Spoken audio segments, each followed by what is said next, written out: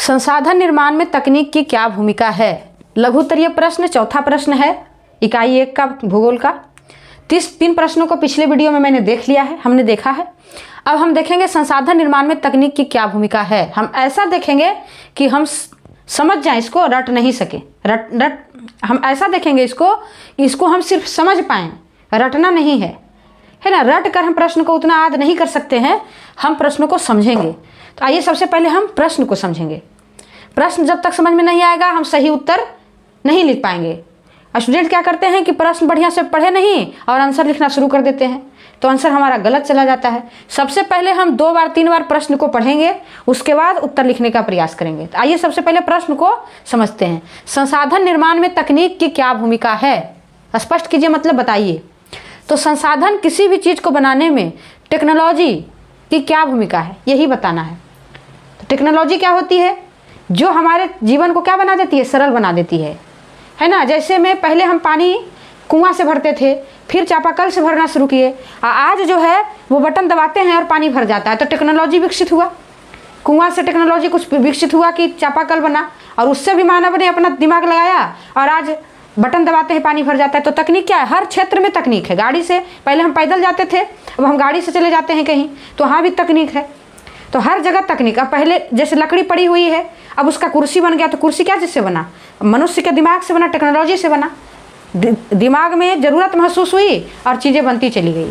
तो आइए इसको समझते हैं। तकनीक हमारे जीवन को सरल बना देता है। जितने भी भौतिक एवं जैविक संसाधन हैं, तकनीक के सहारे ही जीवन में उपयोगी बन पाते हैं। भौतिक संसाधन मतलब जल, खनिज, मिट्टी वगैरह भौतिक संसाधन है। तो जब तक टेक्नोलॉजी नहीं लगाएंगे, तकनीक का उपयोग नहीं करेंगे, तो क्या जल हमारे लिए उपयोगी हो पाएगा? मिट्टी हमारे लिए उपयोगी हो पाएगी? खनिज हमारे लिए उपयोगी हो पाएगा? नहीं।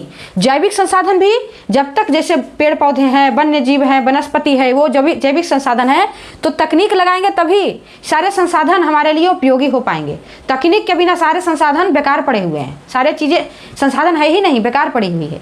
संसाधन के उपयोग तथा जितने भी भौतिक एवं जैविक संसाधन हैं, तकनीक के सहारे ही जीवन में उपयोगी बन पाते हैं। जैसे में कि पेड़ है, वो जैविक संसाधन में आता है। तो पेड़ को कटिंग करके जब हम टेक्नोलॉजी के द्वारा क्या बना देते हैं? कुर्सी, टेबल, घर का दरवाजा, तो तभी मतलब तकनीक के सहारे वो जीवन में उपयोगी बन पाता है। कहता सदियों से पृथ्वी के गर्भ में कोयला, पेट्रोलियम आदि खनिज दबा पड़ा था, किंतु उस समय के आदि मानव में तकनीक का अभाव था। पहले जो मानव आए थे उनमें उतना टेक्नोलॉजी का अनुभव नहीं था, टेक्नोलॉजी का विकास नहीं हुआ था। तो कोयला, पेट्रोलियम पहले भी था पृथ्वी के अंदर, लेकिन उसका उपयोग नहीं हो पा रहा था। लेकिन जैसे जैसे जनसंख्या बढ़ती गई, लोग बढ़ते गए, आवश्यकताएं बढ़ती गई, मानव तकनीक का उपयोग करना प्रारंभ किया। हमारी जैसे जैसे आवश्यकता महसूस हुई, है ना, कि नहीं आटा हमें चक्की से पीसना पड़ता है, अब हम आटा ऐसा करें कि जल्दी पिसा जाए। पंखा हमें हाथ से झलना पड़ता है, आवश्यकता महसूस हुई कि नहीं अब ठंडा लगना चाहिए, अब एसी तक आ गया ठंडा लगने के लिए। तो तकनीक का विकास, जैसे जैसे आवश्यकता हमारी होती गई, तकनीक का विकास होते गया। वही कहता है आज जैसे जैसे जनसंख्या बढ़ती गई, आवश्यकताएं बढ़ती गई और मानव तकनीक का उपयोग करना प्रारंभ किया, और आज का मानव अब क्या बन गया? ज्ञानी मानव बन गया, है ना। आज हम चंद्रमा पर जा रहे हैं, अंतरिक्ष पर जा रहे हैं। अब ये देखेंगे कि तकनीक के उपयोग से क्या क्या हो गया। तो तकनीक के उपयोग से क्या हो पाता है? संसाधन का उचित उपयोग हो पाता है, उत्पादन में वृद्धि हो पाती है, लागत में कमी हो जाती है, पर्यावरण संरक्षण आदि कार्य हो पाते हैं। उत्पादन में वृद्धि से तात्पर्य है कृषि के क्षेत्र में भी खेती अच्छे से होने लगी मशीनों के प्रयोग से। फैक्ट्रियों में वस्तु ज़्यादा उत्पादन होने लगा, लागत में भी कमी हो गई।